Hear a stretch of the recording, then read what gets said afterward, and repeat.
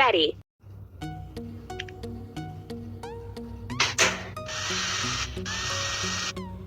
The frame carries the body of a monster truck. Apart from that, it ensures the safety of the driver during collisions. Now let's install suspension.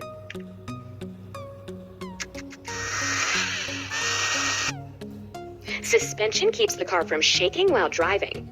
And now we need to install brakes. The brakes are used to slow the monster truck down or to stop it. Now let's install wheels. The wheels of a monster truck are huge. It is made so that the truck can overcome obstacles, crush cars, and withstand heavy loads. This is an engine. Install it.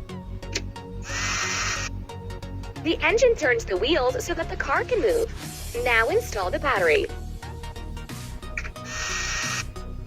The battery helps you start the car and also provides power for the lights, controls, and other systems. Install a radiator. The radiator is needed so that the engine does not overheat. Now let's install a fuel tank. The fuel tank contains gasoline or other fuel. These are the controls of a car. They include a steering wheel, pedals, a gearbox, and a dashboard. Let's install them.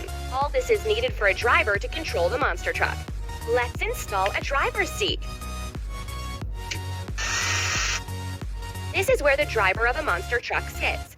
The body is the part of a monster truck where the driver's compartment is located. The body is attached to the car frame. Install it. Tap the block to install it. The body of a monster truck is made of lightweight and strong materials. It's complemented with interesting and bright elements. Hooray!